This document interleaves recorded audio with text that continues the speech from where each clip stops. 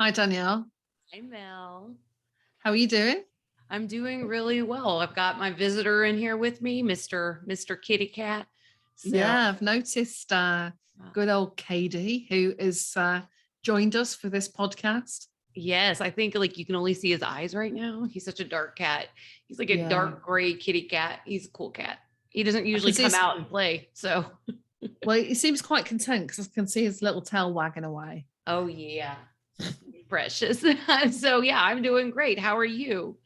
Yeah, I'm doing good. And I'm looking forward to us moving through the journey of the Fool and the Major Arcana. And I think that's why Katie's in the room, actually, because we're going to cover the lovers. It's true. My beautiful kitten cat. I love this cat. We have a special connection, so I wouldn't be surprised. So yeah, Yes. we're moving out of the Hierophant and moving into the Lovers card. And the beautiful part about the Lovers in the Major Arcana is this is the first time that we are experiencing self through self and not through the divine. This is the Mm. moment where we get to make the choice, and it's not a lesson being taught from an outer figure, i.e., the divine spirit, whatever we want to call it. Now it's more of an internal shift that we're starting to ask ourselves. And as you know, most of us recognize the lovers in tarot and the major arcana as a feminine and a masculine standing next to each other in some form. Every deck represents this slightly different, and every deck has its own interpretation of what the lovers is. A lot of the newer decks has the lovers as a relationship card, but the way that I think Mel and I are going to produce this one is the duality within ourselves, the masculine and the feminine within ourselves, as we've talked about from the fool's journey through the high priestess, magician, the emperor, empress, and our hierophant. We've been explaining that within us is a masculine and a feminine, something that receives and something that pushes out into the material world. And so this is the card that represents both. This is the card that Mm. represents both the masculine and the feminine form, and how we're using this inside of this dual experience that is the world, and how we're trying to combine the two and know when to use what part of ourselves and in what aspect of ourselves at what time. Mm. And thinking about all of those different aspects of sometimes the lovers represents choices in that path, doesn't it? That, Yeah. and it's not necessarily, it can look like that on the card and it can mean within your relationships. But as you've said in other discussions, it depends on the cards that sit either side of that as well, that will Right. indicate that more.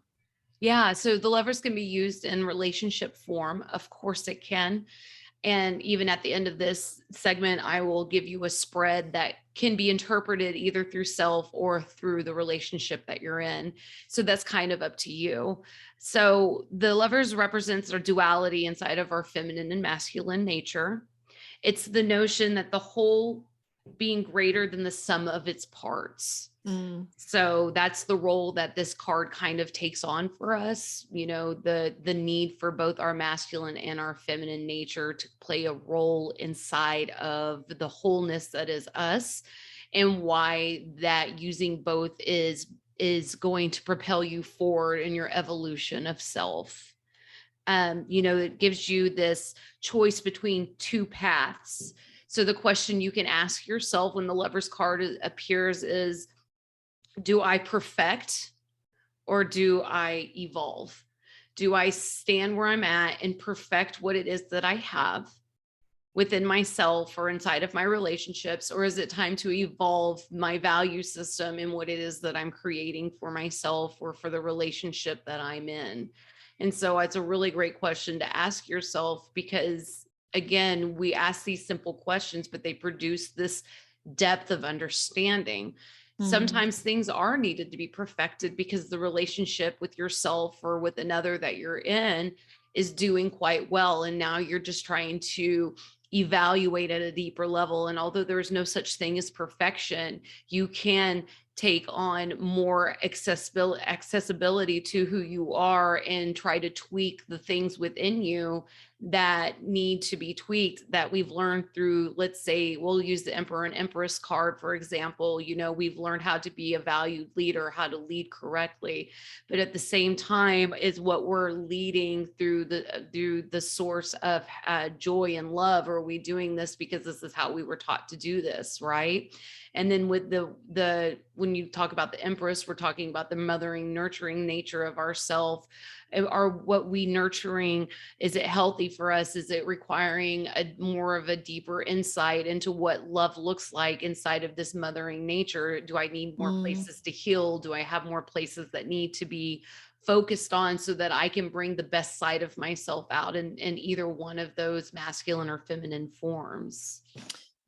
Yeah, because it's also about, if we're evolving, as you say, within that relationship or within that system where we want to perfect that, that's then about evolving our skills in the communication, isn't it? And being a lot more honest and developing that harmonious way of relating to people and creating more fulfilling relationships and respect within that, because that's what helps. If we're looking at relationships from the initial meeting that two people have, when they really like each other and they've got that, see the best in each other, and then for a few months it can be really great, and then they start to see aspects of each other that they're not so keen on, or they might rule out somebody in the past if they showed that same aspect. Is then, how do you work together to establish a better understanding of each other? Is through that communication, through that work, through understanding what you value and what your beliefs are about those things. And that's where often, you can call it a day. It's like you've got to know inside somebody a lot more. And do you like what you see, and do you like what you see in yourself? And is it worth evolving this? Yeah. Is this person willing to grow? Am I willing to grow? And again, I'm 100% convinced that this is a reflective world. And so when you are in a relationship where you feel that there is a stuck energy, or the other person's not trying to grow or change, now what you need to ask yourself is, what is it within me that I am stuck in that's not? Because it is a natural flow of things. Am I doing enough in my world to create something new? Am I doing something to evolve something from what I've already created? Am I giving myself the space to nurture and take care and sit in the stillness that is me? Or am I a go, go, go at all times? And am I living in a dual nature where it's one or the other? Or am I allowing these two to combine and walk through this path together? And not only am I creating outside of myself, but I'm also allowing the space to create within myself. And that creation could be nurturing environments. It can be taking yourself time to heal. It can be putting that out there after the fact and allowing that to just kind of gradually evolve in a much larger way. So you're not living in one aspect or the other. And then that translates itself into every relationship that you have. So everything does start with the self for me, because everything is reflective in the way that I do my work. So my relationships might need some balancing through the Lovers card, through the duality that is the Lovers, but I'm going to start with self to kind of grasp that I need to balance certain arenas in my life inside of myself, so that it can then transfer out in a better reflection. And then people are naturally going to evolve with me or fall away, so that the relationship aspect of this isn't going to be the forefront. It's going to be the relationship with myself. And I really noted that whenever I was working through my marriage, the things that come up in marriages, and, is it time to evolve, or was it time to back out? That the more I focused on myself and my dual nature, and I allowed myself to heal and balance, the less chaotic my relationship was. And it's not to say that, as Mel and I discuss in most of these, now we're not talking about life or death situations. You got to get out. You just got to do it. You've got to make the decision to leave, and then you can start healing those spaces, so that the next relationship is more evolved, is more understanding, has more of the balance that everybody is deserving of having. Yeah. And sometimes, if we're looking at beliefs and values that you have, if you're not sure what they are, and you're right, it's about going into the self and working out what's important to you and what you do you believe, and do they still stand true, because that can change. But what can also making choices about whether you stay or go, or establish things on a deeper level and have more intimacy, is the amount of investment that you've put into that relationship in the first place. Right. And so, classic of, say, relationships that are more abusive, when one partner, where the power dynamic is much stronger, is even if they realize on some level that it's going against what they know is okay and right within any relationship, because they've put the energy and commitment into that, or they've created some kind of warped attachment to some degree. Because if it's with somebody where it's abusive, and whether that is through violence or minimization, degradation, any of those behaviors that will lessen how the other person is, it's not good for your soul development. It's not good for you as a person. But it's, how do you get enough space to be able to sit back and move out of that inner conflict? Because if we don't have anyone to talk about with that stuff, that inner conflict stays and remains within us. And Right. going back to the Hierophant, if that structure that we came from endorses some of those things, Yeah. or passes it and says, well, no, that's fine, that's what happens in relationships, then it's much harder for that person to maybe make that break towards something that is going to be much kinder, loving, less conditional path for them to go on. And that can be sometimes the tough call for some people to make, isn't it? Yeah. Yeah. And that's why we really have to focus on self and what it is that, we need over other people's wants, because your needs are always going to be more important than another person's wants. And that's just across the board. Just like other people's needs are always going to take over your wants, because needs are needs. And that's just that simple. So when you allow yourself that space, and that space can be, taking a longer break in the bathroom, taking a bath, taking a longer shower, taking longer to get ready so that you can have space to think, you giving yourself an extra 10 minutes to drive to work so you can have that full set of time, then give yourself that space to do so. Because, abuse comes in many forms, and it's not just in the forms that we think of as, like, it's not just physical, sexual, it's not just the narcissist. Everybody has narcissism in them. It's abuse can come in many forms, in control and manipulation and gaslighting. And when you are used to environments, say you grew up in them and then married into that, then that's really a confusing time for us, when we realize that maybe what I've been taught isn't the most appropriate way. Maybe it's time for, and maybe you are the abuser, and you haven't realized that. And that's okay. Again, we aren't here to guilt or shame. What we're here to do is to grow and learn. And so once you've kind of learned that maybe you have abusive qualities to you, you can start to adjust and balance that duality, that lover's aspect of who you are within yourself. This world is all about balance. It's about balancing the scales. Everything is balance, and it takes some chaos to get to that balance. But once you find the balance, it's hard to look away anymore, because now you know what it feels like in that balanced nature, and you're not going to stop until you've reached that across the board for yourself. So when the Lover's card comes into play, it's now time for you to ask yourself, where am I being opposite of myself in a lot of arenas? Where am I out of balance in arenas? Where is it that maybe I've taken a masculine role when I could sit back and take the reins off and not be so in control of it?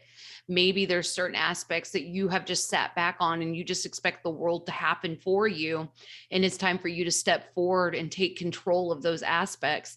So as you can see, it can be a confusing process when it starts to be handed to you and not being gifted from the divine, because now the divine has entrusted you with this experience that they've handed you up into this card and said, okay, now it's time for you to do some balancing, because we can only do so much for you. Now it's time for you to do the work as well.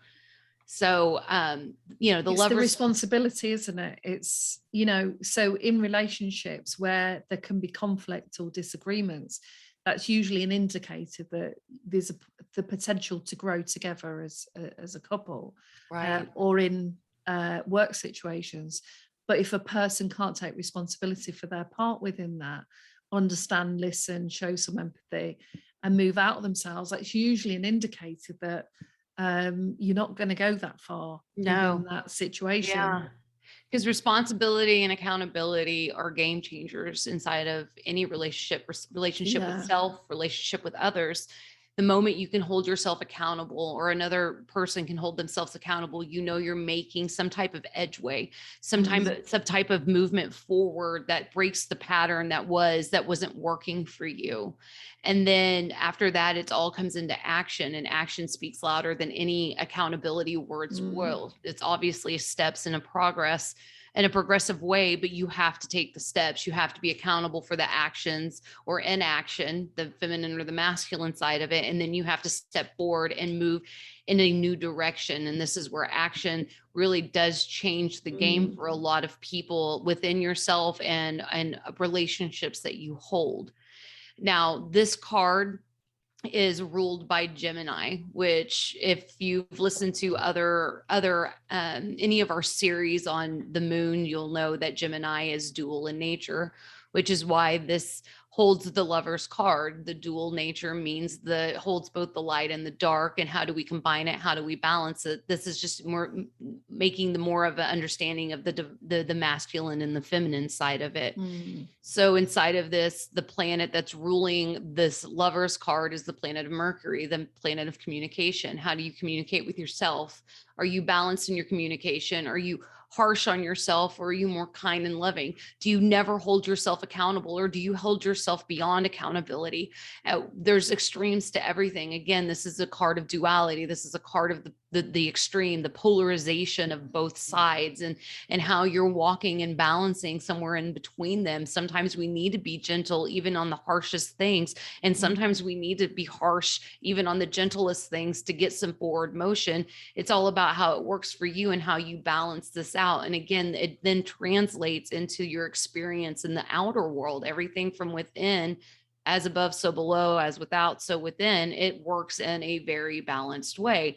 So when you are working in this communication aspect, the Gemini sign, the dual sign, that everything that represents this Lover's card, you're starting to realize that the way you communicate with yourself and the way you communicate with others can be either a positive outcome or a negative outcome, depending on the way that you communicate, the way you describe things, the way that you experience the things. It's up to you to have this now, the card in hand. It's up to you to decide how you're going to live this duality that is Earth, that this place that we live.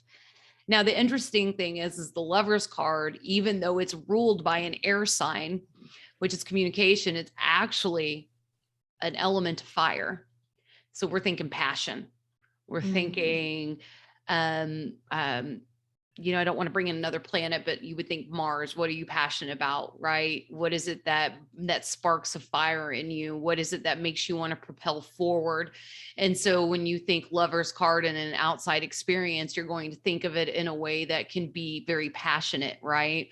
And what can passion do? It can make or break things. And so are you in balance inside of this fire nature that this card represents? Are you in balance in the passion that you have within yourself, your dreams, your goals, your relationships? Are they all in balance, or are you living very hot and cold experience in the way that you do things? And when the Lovers comes forward in a card reading or in a study, then it's time for you to really ask, how am I balancing the things in my world that are naturally dual in nature?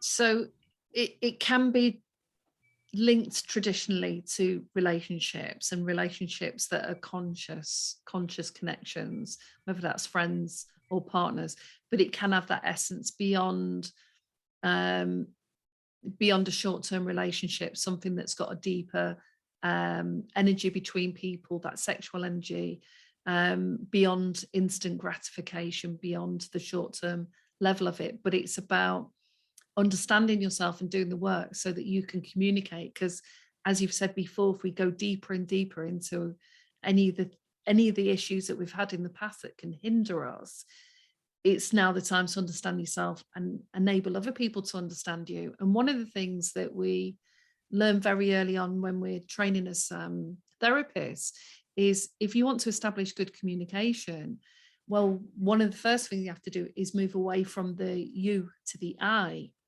You do this, you do that, you do this, which is very blaming. And it doesn't take long of you to really impact someone else's self-esteem and confidence.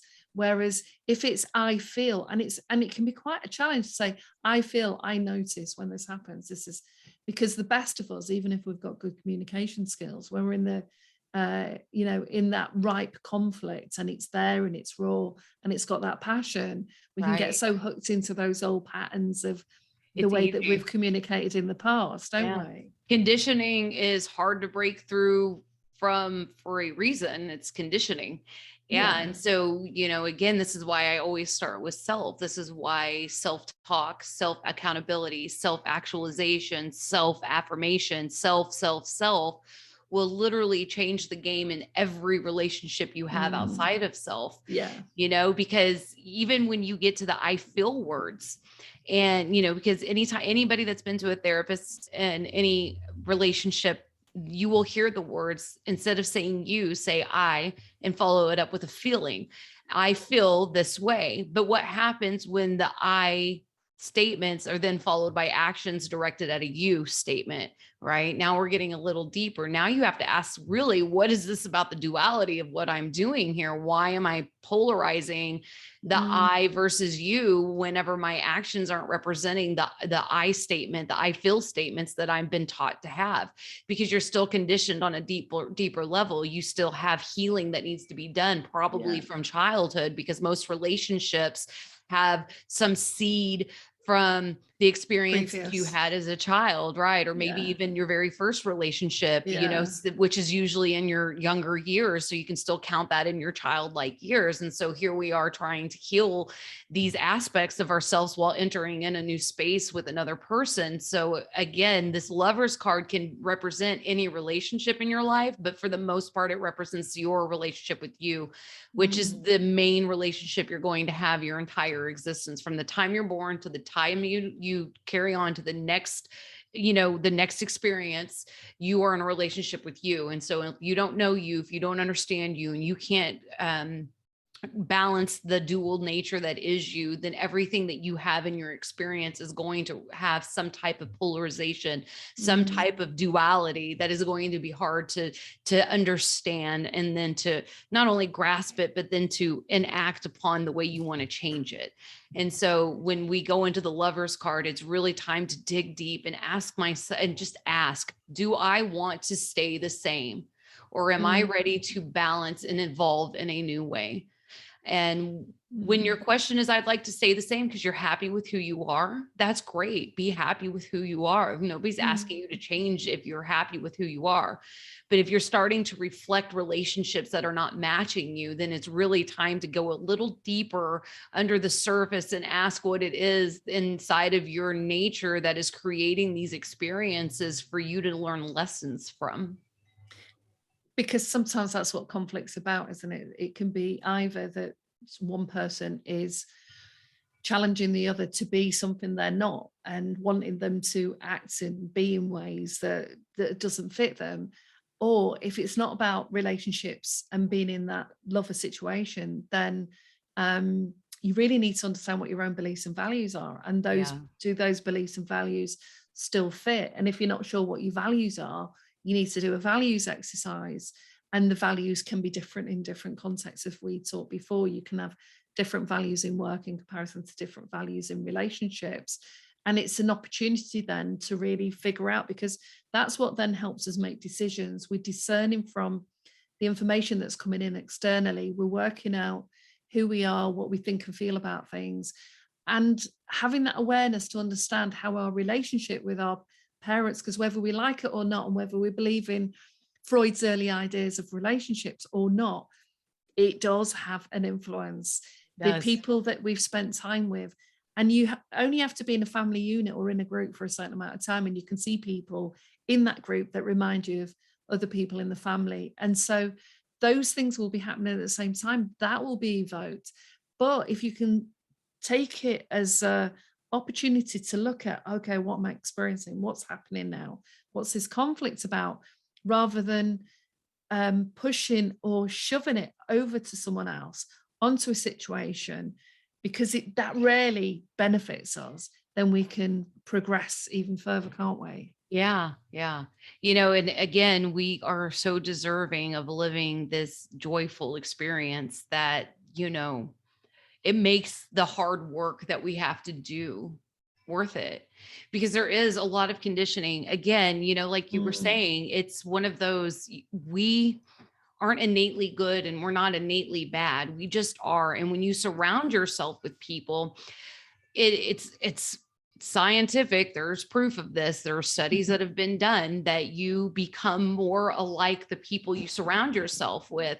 And especially before you have some form of sense of self or sense of identity, you are with these people, your family, Yeah. all the time. And so they're going to shape who you are. They're going to condition you in ways that you're not even acknowledging yet, because you haven't reached that point of self acknowledgement. And you have to get through and understand that maybe, you know, the realization that I've been such a conditioned child, but there's some of these conditionings I really like that I decided to hold on. But until I got to the place of deep enough to start exploring those places to make that decision, do I like this conditioning or do I need to get rid of this conditioning? I wouldn't know that it was conditioning. I would just think that this is who I am, that this is some form of genetic coding. Come to find out, it's a nature versus nurture thing. And a lot of this is nurture, believe it or not. So how are we nurturing ourselves in a new way? How are we expressing ourselves that is away from the conditioned life that we led as a child? And because now you're an adult and you are responsible for the way that you're going to condition, or the way you're going to carry a tradition, or the way you're going to balance these dualities that are within you. And when the Lover's card comes forward, you are being given a chance to change your world through yourself.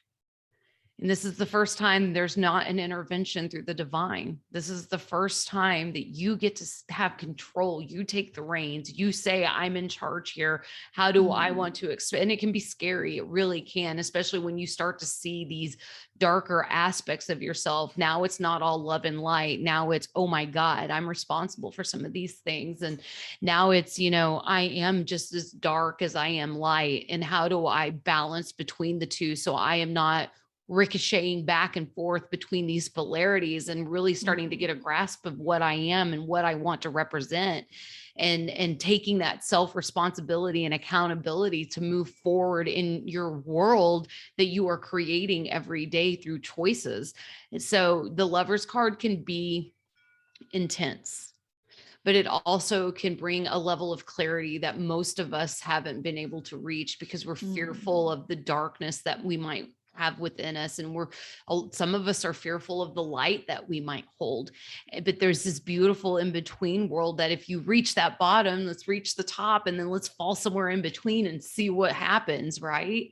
And you have access to all of it. So you get to kind of experiment here and decide who it is that you want to be, what you want to represent, how you want to carry relationships, the way you want to be a colleague, the way you want to be a friend, a parent, any of it. And it all starts within. And the Lover's card brings that forward for us. And if that's something that is difficult for somebody to do because they're so intertwined with the day-to-day conflicts or issues that they're being confronted with, and they can't get that clarity, then that's when it often helps to go and see somebody outside of your system, outside of your family, so that you can talk through that. Because sometimes by talking through that, especially in some of the person-centered therapeutic approaches, which gives you the opportunity to move beyond what is being played out on a continuous basis in your mind. And some of that playing out of that stuff in your mind is due to issues that are re-emerging from a childhood that also needs to be healed, because unless we get past that bit, we can't go into that deeper part of ourselves and love on that deeper level, because we will keep being faced with this aspect of ourselves that we either don't want to admit to or like, or that Right. somebody else is pointing out, and then we have to decide whether Right. Is that, that me or is is that also their projection useful. of me? Yeah. Yeah, Yeah. Cause you have to be yeah, careful. And that's where we learned in the Hierophant, a lot of it was that discernment, or even in the Emperor, we learned a lot of discernment, which was, these are the leaders and maybe they've let me down, but the message was still there. So now we need to yeah, discern between the message and the human being behind it, And so yeah, that's really important for us, especially when you're starting to walk into the realm of working and healing on yourself. Now, again, it's not all love and light. Now it's like the work is here and here we go. And it's up to me to make the choices on what I want to be and who I want to represent. And childhood plays such a significant role, and I'm not trying to oversell it. I'm not trying to undersell it, but we have to accept it for what it is so that we can mm, become something more than what we were. One of the questions you might want to ask yourself is, at what age do I remember my first trauma? And this trauma could be anything from a cat passing away and you may be not being emotionally supported the way you should have, or it could have been a different kind of trauma where you were physically abused or sexually hurt, something along those lines. Find that age group and start there from healing. Start understanding that the way that you were responded to, the way that you were feeling, it matters. And you are really stuck in a lot of ways in that emotional self that you were when that happened, and allow yourself to heal from an 8-year-old's perspective, a 10-year-old's perspective, a 22-year-old's perspective, and work your way up. And you'd be amazed at how quickly and easily you can get things done if you're not taking it in chunks and you're going straight to the root. And the root's usually the youngest experience you can remember, and then go from there. And if you get yourself into a position where you don't feel there's a way out, there's therapeutic help everywhere for you. mm, And that mm, therapy can really help you unwind the knots and the tangles in that, and get you into a safer space, a more a better footing, a stronger foundation, so that you can step forward even further, because sometimes yeah, trauma is almost too much to bear in the beginning. And so that's why we have things, therapeutic services available to us for those purposes, so that you yeah, can get yourself into a position where you can understand and logically pick out the emotion, so that you can examine it and understand it. Again, we don't have to be one or the other. You can be both logical mm, and emotional, and we are naturally aimed at one, but you are quite capable of pulling through both and understanding. Again, it's balance. It's the balance. There's a dual yeah. between logic and emotion, and you can balance both of those out as well.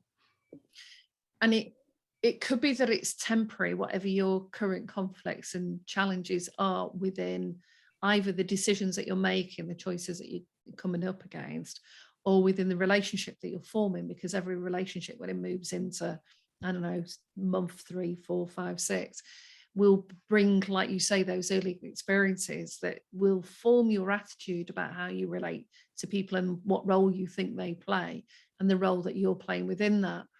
And if you are stuck, or if you're finding that you're getting overwhelmed and confused all the time and you can't make your way forward, then that is the time to talk about it.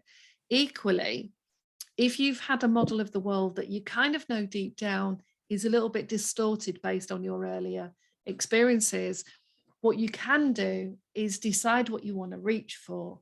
And if you're not quite sure what that is, when you're observing friends and people in the community, or people have got relationships that you really admire, unpick that and think, what is it that I see that I like?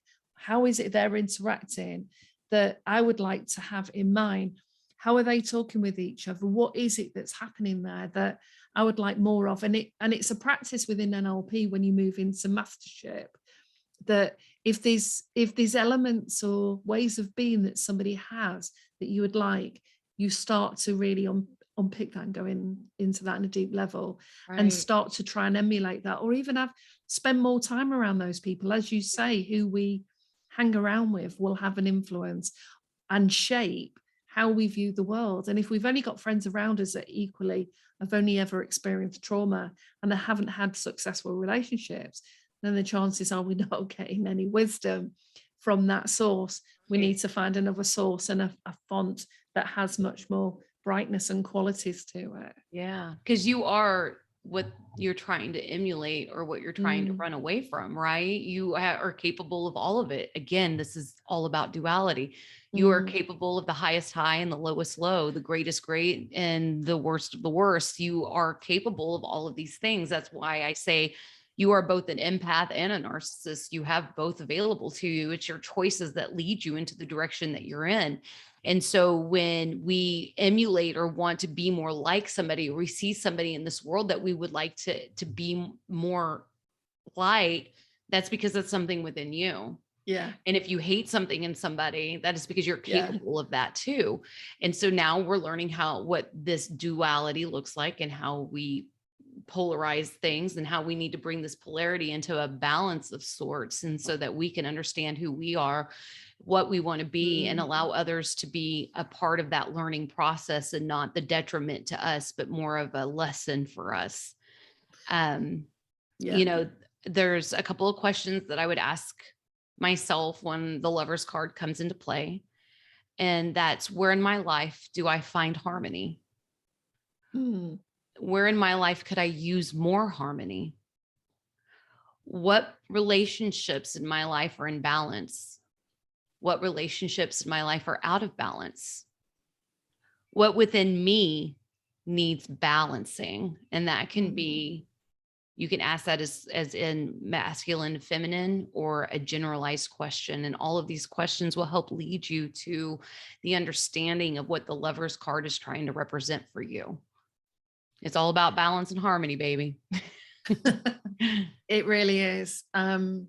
Yeah, and if there's too much imbalance, that certainly needs looking at. But and where do you really give yourself that time, that self-love, that self-nurture, that space to really sink into yourself and reflect on those things?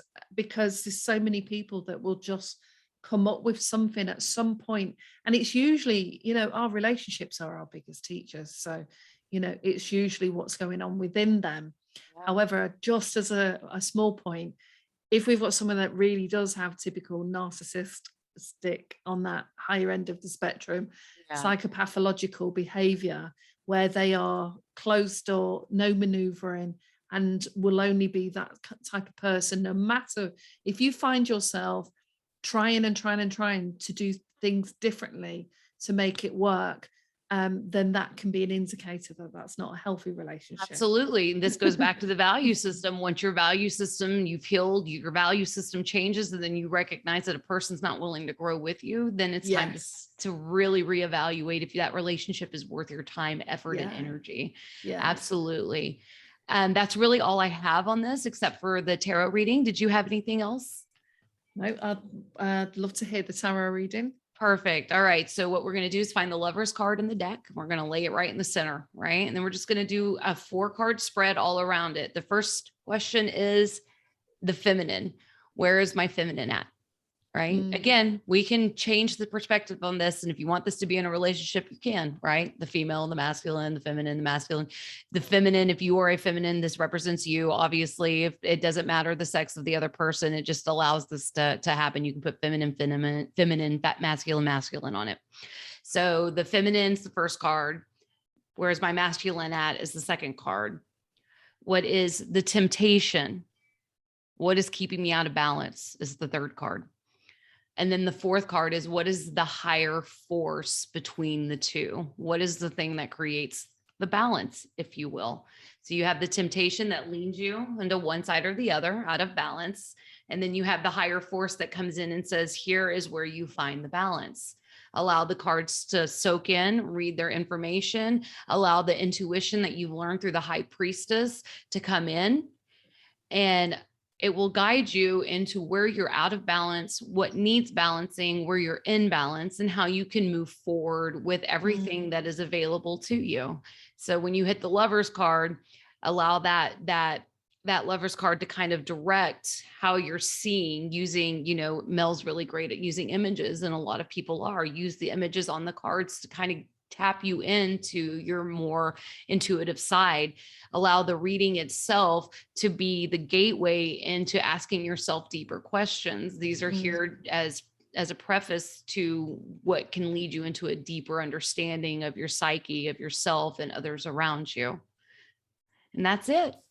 That's brilliant. And I think one thing I'd like to add on that is what I'd like to see more of is the valuing of the masculine and the feminine. And like you say, however that looks in any of the relationships, as all having a role to play. There isn't any, there's no hierarchy in this.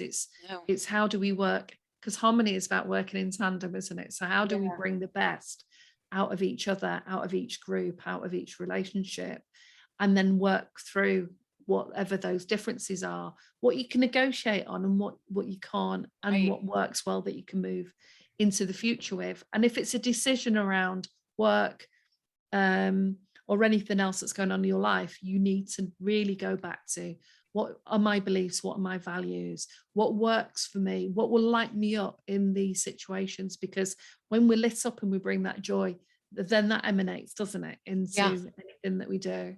Yeah, it really does. It truly does. And the Lover's card is really good to help you understand the depth of the gravity and the depth of these things. Yeah, Yeah. definitely. So that's it for the Lover's card today. And I look forward to us doing, the next step in this series as I we move know the it's going to full be through each of the exciting. cards. Yes, yes. So enjoy. I hope you're enjoying the journey. Remember to like and subscribe. We are here to build this community of helping to learn and grow more about ourselves and the others around us. And join us on our Facebook page at Mel and Danielle. Thank you. Thank you. See you soon. Bye-bye.